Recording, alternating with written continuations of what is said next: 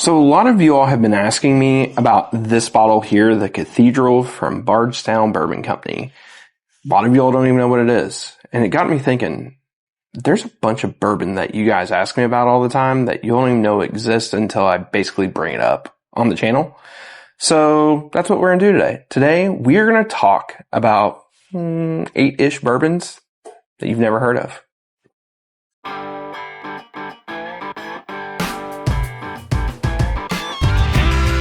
Welcome back. My name is Zach. Dave's not here today. He is still dealing with flood relief, Easter, all this stuff going on in life. So we want to make sure we had some video content out there for you. So you just have me today.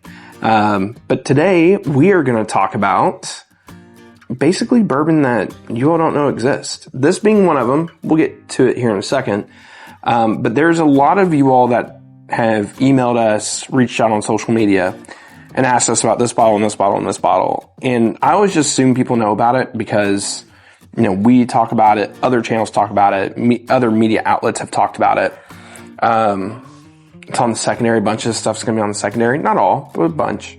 So I kind of want to talk about some things, some fun bourbon. Some's going to be very hard to get without question. Some of it's going to be very expensive. Sorry ahead of time. Some of it isn't going to be as hard or expensive to get. But most of this stuff has honestly all came from the distillery at some point in time. And because this is just the more rare things that we're able to get in Kentucky. I know not everybody has that. I'm sorry. Other states have other distilleries. You all have other rare things that we can't get, so that I probably don't even know certain things exist. So it's just part of the game that we're all part of. But anyways, before we start, make sure you hit that like, subscribe, notifications button. Check us out on Patreon. Check us out. You have to sign up for our Patreon to be able to get access to our Discord. That's literally kicking off. Part of the reason why I'm shooting this so late is because I was talking to people on Discord. But anyways, look us up on social media. We're kind of everywhere. Love to have you. First one I'm going to talk about is the Cathedral, because this is what kind of started this whole conversation. So the Cathedral is a brand new release from Bardstown Bourbon Company. It is the Distillery Reserve series, I guess. It does say Distillery Reserve. I don't see the series part. I'm just going to call it a series because they should be doing other ones. But this is a French oak barrel finish, and this is a blend of straight bourbon whiskeys finished for 14 months in these 300-year-old French oak barrels. Basically, the same wood they used to rebuild the Notre Dame Cathedral that burnt down. They use that same wood to make barrels out of to, do the finish. Here's the important things about this. This thing is going off like wildfire on the secondary. If y'all haven't noticed, this thing is like literally to the moon. All right. That's how much it's kind of taken off. I'm shocked at it. I think it's really good. I was sitting here kind of thinking about it. It's not the best thing I've had this year so far, and the year is very young. Let me say this. Jack Daniel's 14 is still the best thing I've had so far. And it's probably going to contend. It's going to be up there. But the year's still very young. But this thing's going to compete for a top 10 spot. For sure. It has a bunch of older age whiskey in it. It has whiskey that's 17 years old, 18 years old, 14, 11, and then some 9 year. And the 9 years only like 5%. So you have this really ultra age blend. And if you can look up mash bills and stuff like that, and they're from Legacy Distillery. So this is very, very fascinating. Right now, they still have these at the gift shops in Louisville and over at Bardstown, at both of them. I don't know how long they're going to last.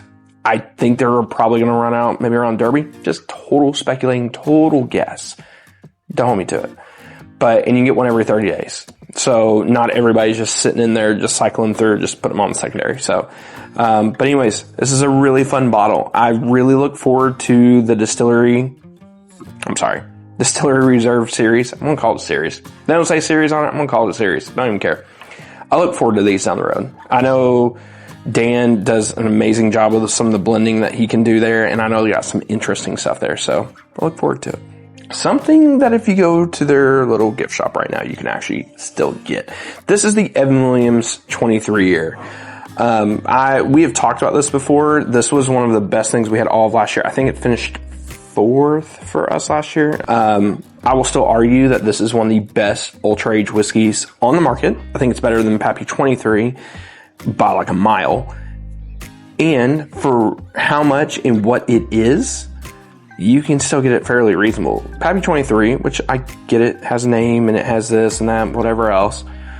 You know, that sells for what, around like $3,000 to $4,000, something like that, whatever the cost is. I think it's like closer to $3,000.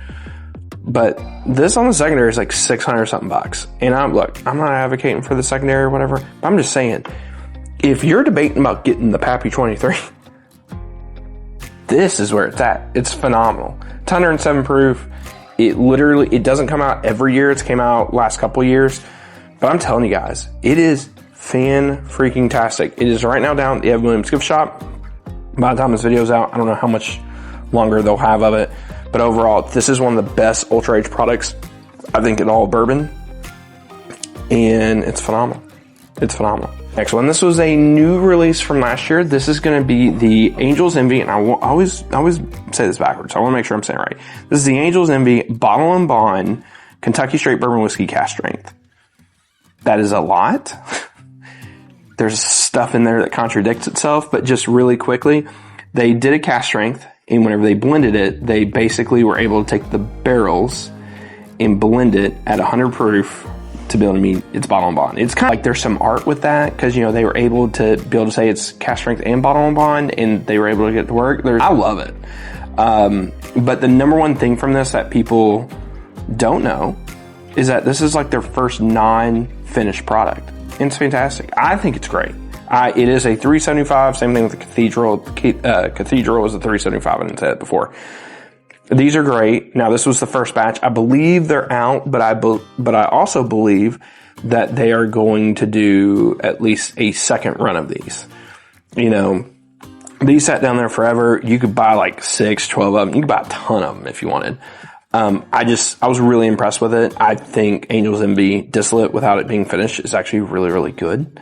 So totally recommend this. If you are in town and you want to check them out, give them a call, or just go over there, you know, whatever. But I was just actually really impressed with Angel's Envy on this, and I love the idea of it. I love the idea of being able to show off your own distillate, without having to be finished.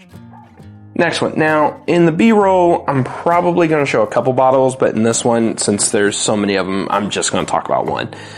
So this is a Four Roses barrel strength. Now, most people can, I don't want to say find one every day, but you can find one throughout the year. I'm going to talk about some of the special ones that they've done.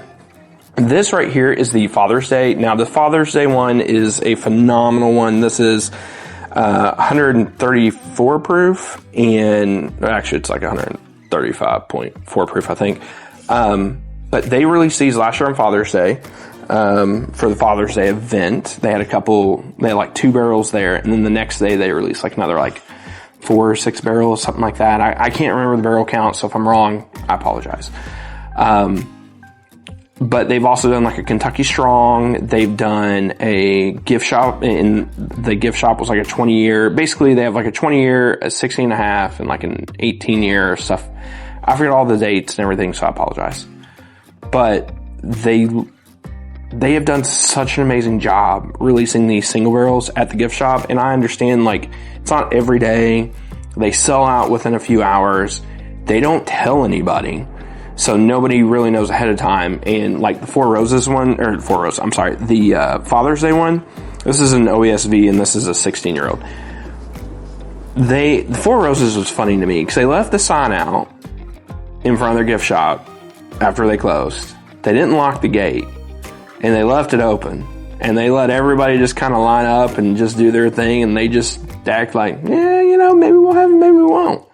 But it was really funny because me and the boys, we all gambled and went down there, and it was one of those whenever we got in there and they were like, oh, we're so happy you're here, blah, blah, blah. And, you know, I respect Four Roses so much because they do this. Like, they are one of the few brands. It's like, you know, these single barrels didn't reach what we were wanting for these LE blends, because that's where most of this ultra age stuff comes from. Not everything, but there's a lot of these ultra age barrels that don't go into LE blends, and instead of just blending it into a normal small batch, they sit there and they bottle them for single barrels. And a lot of them, or not a lot of them, but some of them they've done for charity, some they've done for special events, Father's Day, for example, or the gift shop, you know, and I have a lot of respect for them. I wish they would do more of them because I think they can, and I I think they're so amazing. Some of the best stuff you can find. Next one. This one isn't going to be like value-wise the most sought after, but this is probably going to be one of the more rare ones on this list. This is a 1792. This is a sweet wheat. So this was actually a gift shop release. This was, 2020. And this was, I believe, at the gift shop, it was like a cancer or something. I can't remember now, but they were doing it was like some male cancer that they were doing. They did a blend of so many barrels of this together, bottled it, put a sticker on it. And this is like basically the only, distillery pick / store pick of 1792 sweet wheat they've ever done. They have done it for a different one. Maybe if you all like this video a lot, maybe we'll do a follow-up video and talk about some other bottles. But this is the only sweet wheat, to my knowledge, that has a store pick. So it doesn't, in a sense, make it as rare as like some of the other valuable ones or whatever on the list. But they're very, very limited and not a lot of people knew about. Like, I think the first 2 releases, not a lot of people knew about until they kind of hit the secondary. But they used to do them down there at the gift shop for, I think the first one they did was like the 225th, and they did a 12-year and then this. But overall, it's actually really good. I have one of them over there open. I went down there, because you go down there pretty much it was like they did it on Mondays or something. I went down there 2 or 3 Mondays, and I got a couple of them. And they were super cool about it. I went down after work with some of the guys from work, and we had a couple of pours. I ended up opening one, shared it with a bunch of people who are big fans, and just, overall, it's very solid, really good blend. Next one, and I threw this one on the list, and because I've had some people asking about it, and then I was literally talking to some of my friends that work over at Heaven Hill tonight, so I was like, I'll throw it on the list. This is the very first Heaven Hill bourbon experience. Like, I don't want to say it was like it was the first unique barrel that they did, I guess. So if you ever go do the experience at You Do Bourbon, they do an Elijah Craig barrel proof, a Larceny barrel proof, a Bernheim barrel proof. Then they have like one extra. This was the one extra. This is like the William Heaven Hill that they did for that year. This is 8 years old, 129.6 proof. I bottled it on 10/28/21. This thing was awesome, and we didn't like review it or anything just because we didn't feel like we should, but we did throw in like end of the year kind of stuff, and it was a top 20 bottle for us. It was really, really good. I have one, like, I think we just drank it the other day, like right there. Don't have a lot left in that one, and this is the last one I have. And as I was talking to my friend at Heaven Hill tonight, I was like, man, bring something like this back. I know they got a ton of that malt stuff down there right now, but man, like, this thing right here was so awesome. It just hit all the right spots. So Heaven Hill, bring these back. They're awesome. Next one. And this one actually took me a little bit to get, just because I refused to spend the money on it for a while. This is the Beam Lineage. This is a 15-year-old Kentucky straight bourbon whiskey. It's 111 proof. So originally, what this was supposed to be was basically these bottles were only going to go to like airports and stuff like that. And then COVID hit. So since they couldn't have them in duty free because nobody was flying, whatever, they basically put them out at the gift shop, and they just sold them whenever they sold them. Whenever they ran out, they ran out. It was not cheap. I think it was like $250 if I remember.